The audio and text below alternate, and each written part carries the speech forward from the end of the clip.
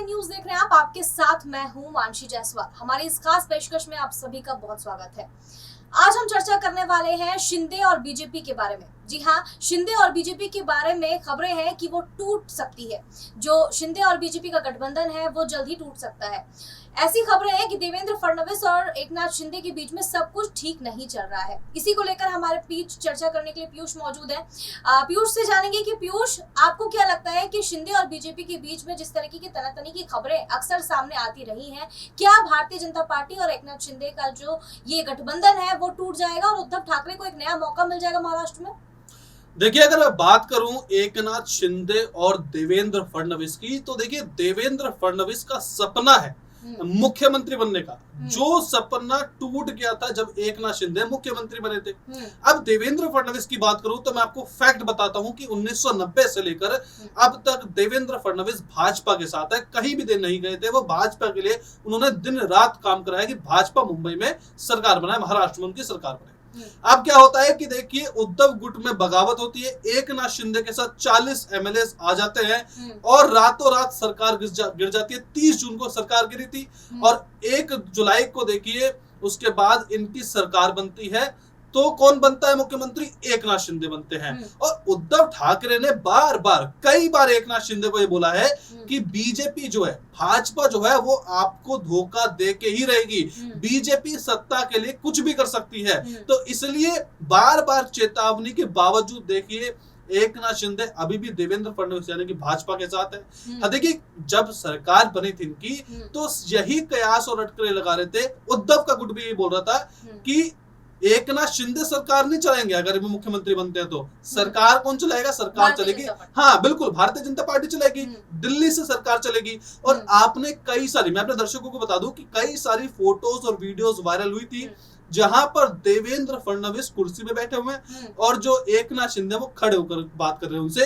तो ये सारी वीडियोस भी वायरल हुई थी, फोटोज वायरल हुई। उसके बाद और क्या कि आप कहना चाह रहे हैं कि एकनाथ शिंदे एक जरिया थे महाराष्ट्र में भारतीय जनता पार्टी की सरकार लाने के? बिल्कुल बिल्कुल, एक जरिया थे। बिल्कुल आपने सही वर्ड का यूज कराया कि एक जरिया थे जिससे कि महाराष्ट्र में उनकी वापसी हो गई है।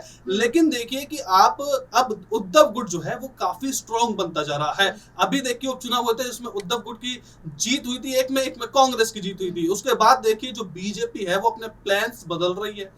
एकनाथ शिंदे की जो मंत्री हैं, जो आप विधायक कह लीजिए, मंत्री नहीं, अब मैं विधायक का वर्ड का यूज करना चाहूंगा, जो विधायक है उनको देखिए एक तरह से हम देखा जाए तो अलग थलग कर दिया जा रहा है। भाजपा के नेताओं को तवज्जो दी जा रही है, इंपॉर्टेंस भाजपा के नेताओं को मिल रही है, भाजपा के मंत्रियों को मिल रही है, एकनाथ शिंदे को इंपॉर्टेंस नहीं मिल रही है। और यही सारे देखिए मैं बोलना चाहूंगा कि जितने भी देखिए हमें वो दिख रहे हैं, तो यही सारे इनकी यही वजह है कि एकनाथ शिंदे का साथ जो है वो भाजपा आने वाले समय में छोड़ सकती है। और सीटों के बंटवारे को लेकर के भी दोनों के बीच में जो घमासान चल रहा है वो तो अलग ही चल रहा है। बिल्कुल। लेकिन एक और सवाल ये है कि क्या शिवसेना का जो एकनाथ शिंदे ने संभाला था, उनको चाहिए था कि वो मुख्यमंत्री बने, जो उद्धव ठाकरे गुट में वो नहीं बन पा रहे थे। लेकिन भारतीय जनता पार्टी ने उन्हें ये ऑप्शन दिया और वो उनके साथ उन्होंने गठबंधन कर लिया। लेकिन अब क्या सवाल ये उठ रहा है कि देवेंद्र फडणवीस को अगर भारतीय जनता पार्टी मुख्यमंत्री पद का उम्मीदवार बनाती है तो शिंदे तो या उप मुख्यमंत्री पद पर रहेंगे नहीं, क्योंकि उनको चाहिए था कि वो मुख्यमंत्री पद पर ही रहे। अब ऐसे में सवाल उठ रहा है कि अगर एकनाथ शिंदे के पास कोई चारा नहीं बचता है तो क्या वो उद्धव ठाकरे गुट का समर्थन करते हैं, उनकी तरफ जाते हैं? देखिए अब उद्धव ठाकरे गुट के साथ जाने का जो फैसला है ना, मेरे ख्याल से एकनाथ शिंदे सोच भी नहीं सकते हैं। हालांकि राजनीति में एक लाइन जो है, एक कथन जो है वो काफी फेमस है कि राजनीति में कोई किसी का परमानेंट दुश्मन नहीं होता, हर किसी के विचार जो है वो बदलते रहते हैं। बिहार बहुत बड़ा एग्जांपल है जिसमें नीतीश कुमार, जिनका नाम पलटू आरजेडी ने ही रखा था, उनके साथ देके सरकार बना ली। पलटू चाचा कहकर पुकारते थे तेजस्वी और तेज प्रताप यादव। अब क्या हुआ कि देखिए एकनाथ शिंदे, आप जो बोल रहे हैं कि अगर बीजेपी उनको मुख्यमंत्री नहीं बताती है, आप सोच लीजिए फॉर एग्जांपल, तो क्या उद्धव के साथ जाएंगे? बिल्कुल भी नहीं जा सकते, क्योंकि उद्धव ठाकरे, संजय राउत ने उनको बिल्कुल एक कहते हैं कि देश निकाला कर दिया, तो उन्होंने पार्टी निकाला कर दिया है, अपने मन से निकाल दिया, हर जगह से निकाल दिया है। लेकिन वही मैं दोबारा दोहराऊंगा कि राजनीति में परमानेंट दुश्मनी नहीं होती है। ऐसा हो सकता है, लेकिन देखिए अभी फिलहाल तो ये इम्पॉसिबल है कि एकनाथ शिंदे जो है वो उद्धव ठाकरे के गुट में दोबारा जा सकते, इम्पॉसिबल है।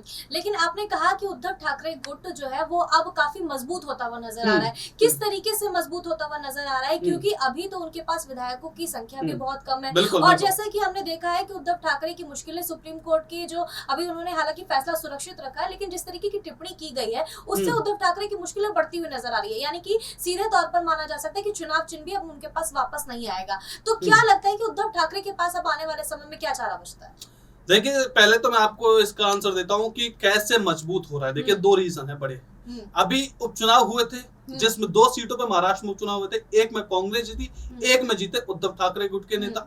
ठीक है, एक तो ये ऐसे है कि जनता उन्हें प्यार कर रही है। दूसरा आप देखिए कि बीएमसी में चुनाव जो होने वाले हैं, अभी आपने थोड़े दिन पहले देखा होगा कि जब होली मिलन समारोह था तो उद्धव ठाकरे ने रैली करी थी शिवाजी पार्क में, तो वो हुजूम जो था वो काफी उमड़ा होता। उसके बाद ही देखिए एकनाथ शिंदे की रैली हुई थी, उसमें कुछ खास जो लोग थे वो ज्यादा एकत्रित नहीं हो पाए थे जितना उद्धव ठाकरे। तो इसलिए देखिए मैं स्ट्रॉन्ग बोलूंगा। और अब बात रही कि विकल्प क्या रह जाएगा, विकल्प ये रह जाएगा कि देखिए जितने ज्यादा हो सके उतना पब्लिक में अपना वर्चस्व बनाना।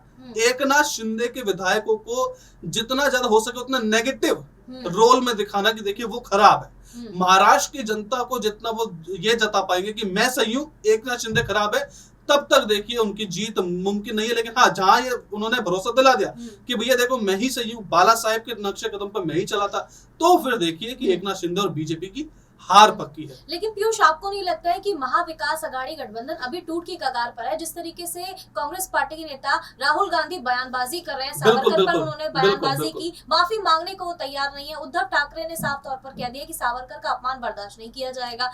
ऐसे में महाविकास अघाड़ी पूरी तरीके से टूट सकती है, खत्म हो सकती है।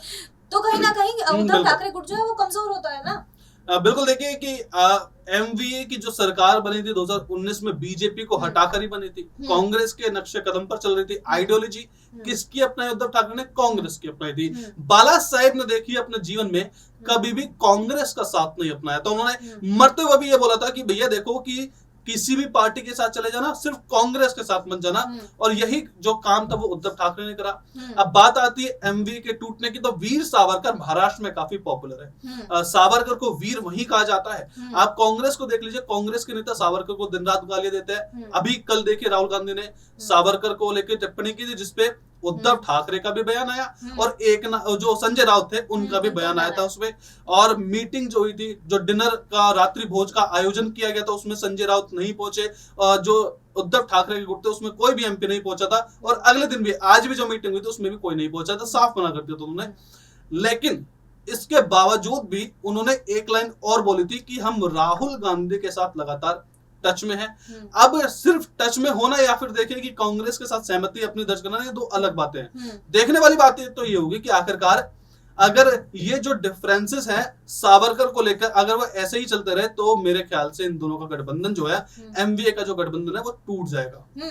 बिल्कुल, और इसीलिए राहुल गांधी के बयान पर वो खुद ही फंसते हुए नजर आ रहे हैं। उद्धव ठाकरे को भी समझ नहीं आ रहा है कि वो समर्थन करे या फिर उनके खिलाफ बोलते हुए नजर आए। तो अभी उद्धव गुट भी है जो काफी मुश्किलों में पड़ता हुआ नजर आ रहा है, लेकिन दूसरी तरफ एकनाथ शिंदे और भारतीय जनता पार्टी में भी सब कुछ ठीक नहीं चल रहा है। बहरहाल आपकी इस मामले पर क्या राय है, हमें कमेंट करके जरूर बताएं। देश और दुनिया की तमाम बड़ी खबरों के लिए देखते रहिए नेक्स्ट 9 न्यूज।